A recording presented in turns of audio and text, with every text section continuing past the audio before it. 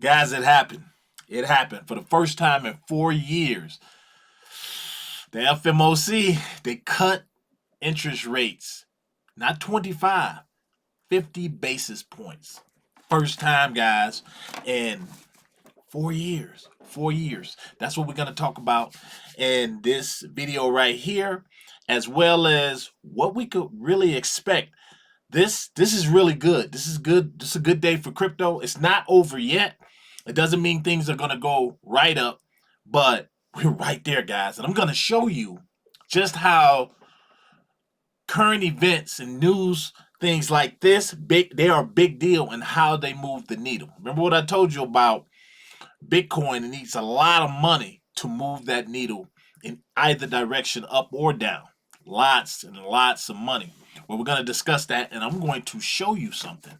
I'm going to show you something. So if this is your first time here, guys, drop a like on this video to show your support for what I'm pretty sure is about to jump things off in crypto, and you're going to see more money start to flow in. I'm really happy that this 50-point basis cut happened, because I know a lot of people out there getting their first house, or they just got a house and they got these extremely high interest rates that they had, regardless of how good their credit was. Well, now what you're going to see is people probably refinancing, and these first time home buyers really getting a chance, an opportunity to get in and not have to take on more debt than they can afford. You're going to see auto loans go down. You're going to see a lot of things, but what you're really going to see is going to see more money flow into crypto.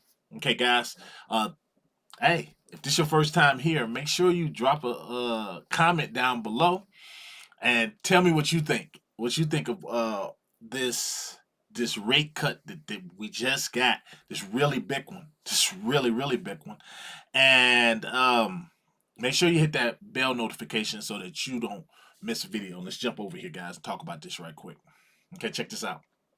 Fed cuts interest rates for the first time in 4 years. Here's what it means for you. The Federal Reserve. Look at J Powell right there. Look at that.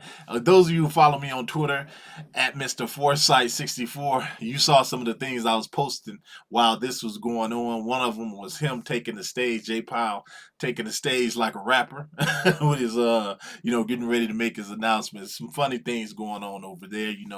Twitter's a fun place. So if you don't follow me there, make sure you look down at the banner that was on the screen, and you can follow me.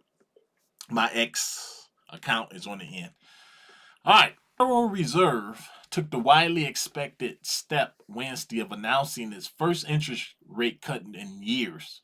A move that will have a major impact on the finances of Americans across the board, making borrowing cheaper, though the golden days of high yield saving instruments may be over. I agree with that. Okay. The Fed's policy setting committee cut the federal fund rate by 50 basis points. The more aggressive move, as consensus was split between 25 or 50 basis points. Remember, I was talking about that yesterday. It's the first cut to the federal funds rate since March of 2020, guys. Wow, in March of 2020, that was around. Are you connecting the dots? That was around the time of that last major bull run, bringing rates down to 4.75% to 5% from the 5.25% to 5.5% range they've set since last July. The highest rate has been that this has been since 2001. The Fed pivot follows the continued moderation of inflation, which caused rates to spike in the first place. Let's go down here. Okay. What do we want to talk about? I want to go down here to housing. Now, some of you might not understand what Fed rate cuts do, so I'm going to go over that. The Fed only officially controls the federal funds rate, which determines the interest charged in overnight cash reserve transactions between banks. But the central bank's rate decisions affect borrowing costs, across the board, as leaders typically set rates based upon the Fed determined range, and rate cuts will more broadly ripple throughout the economy as well. Here are some of the most tangible ways rate cuts will impact everyday Americans. And guys, pay attention to this real quick. Housing. Mortgages pose perhaps the most obvious jolt for customers from rate cuts, as mortgage rates are tightly linked to yields for government bonds, which in turn are a reflection of the Fed's monetary policy. Mortgage rates already hit a 19-month low last week of 6.2% on a 30-year fixed loan, as brokers brace for the impending rate cuts and it's likely the downward descent, which continue as the Fed prepares for further cut rates. So this is not the last. They're going to continue. Car loans. Remember we talked about this. I think this is great. People can get their cars now and get a just you're not so getting you ain't getting robbed when you feel like you're getting robbed when you go in to sit with the dealer. Regardless how good your credit is, you're coming out of there with the worst possible deal you can make. So I think that's great. Job market, of course. Savings. And who uses? Well, I know some people do, but savings in banks, we've come so far. You're not making any money in the banks, but I'm not gonna get on that on that soapbox.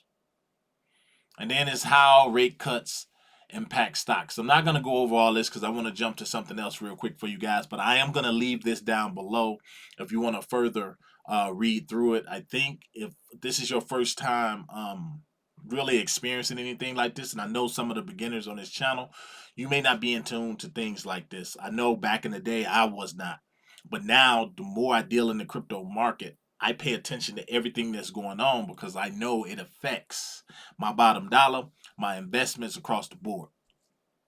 So what I want to do, I'm going to jump over here and I'm going to jump over here to my MARGEX account right here. And this is where you leverage trade, guys. And I play around in this. I'm not one of those big day traders or nothing like that, but I do play around in MARGEX. And you know, you don't need a lot of money to play with it. I'm not one of those big gamblers who's going to put a lot of money into the market, into the day trading side. But I do trade on leverage in here sometimes. And if you can see, open positions. I have one position that's open on Casper. It was just $55. And I honestly thought I was going to get stopped out on this position. I'm just talking about this real quick, just show you guys what I do. And I think I have a long position on this reaching, I believe it's like 20 cent. I got in around 18 cent right before KRC20's launch because you couldn't tell me that this was not going to push us to a new all-time high. It did not. And I think I set my stop loss at like 16 cent. We haven't quite dropped there. I honestly thought we did.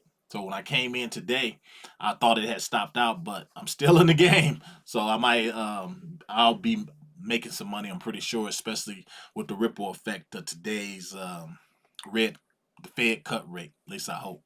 So this is Bitcoin, guys, and it's a lot of people in here. They have some long positions on Bitcoin because you know, you didn't need a crystal ball or crypto ball to tell you that they was going to cut rates. However, no one knew except one entity that they were going to cut it so drastically. Everybody was thinking around 25% basis 25 basis points, but they went and they did 50 basis point. And I believe it was JP Morgan is the only one that called it correctly. So yeah, that says a lot right there. But here we go. But look at it. As soon as it happened, as soon as the announcement was made, boom, boom, boom, everything's going up. But if you see here, this red candle right here, it was a sell-off. People was selling the news. A lot of times, that's how you make money on this. You see these catalysts coming. At least the big money see this. I see it. You see these catalysts coming, and you're like, yeah, I know they're gonna have a cut. People knew this days ago, like 72 hours ago. So they took these positions, these short positions in Bitcoin, and they say, okay, soon as they make that decision, because we know it's going to drop. At least everybody was like 99 sure that it was going to drop. When it dropped, a lot of people took their money. Boom. Made their money, they took it. But again, it takes you about 2 or 3 days for the effect of a rate cut like that to really have its impact on the market. And that's across the board, whether it be stocks, bonds, different things of that nature. But as you see here, the confidence is restored. Bitcoin is starting to go up again. You see that? And that's just off the news of this. Now, what's going to happen, guys, is money is going to start coming in. Money is going to start coming in. Of course, it's still going to be some people or some money. It's going to take its time. I don't see crypto just exploding and Bitcoin hitting $70,000 tomorrow. I don't see that. But I think we're in a great position now where I think it has ignited things, because the next biggest things that are coming up that are going to affect the market like this is elections. Elections. That's the next catalyst or shoe to drop to let us know that, yeah, we're here. We're starting, guys. If you connect them dots and you look back 4 years, Bitcoin halving. Look back 4 years when they cut rates. Boom. All of that was baked in. History is just repeating itself. Like I told you guys, history is repeating itself. I'm not telling you to go out and just splurge and buy all this crypto, because if you were the intelligent investors that we are on Grow Rich, Grow Happy, you were already packing your bags. You were already just sitting back, just waiting on this decision. You didn't sell anything. You may have made some trades, but you just sat back and said, yeah, come on, get with it, JP. Let me know, dude. Come on. He didn't let us down. He really did. He surprised a lot of people. He surprised, and mainly because of 50 basis points. So it's a good day for crypto all in all. I'm bullish. But what I want to know, how do you guys feel? Do you feel this is that catalyst that's going to really ignite things?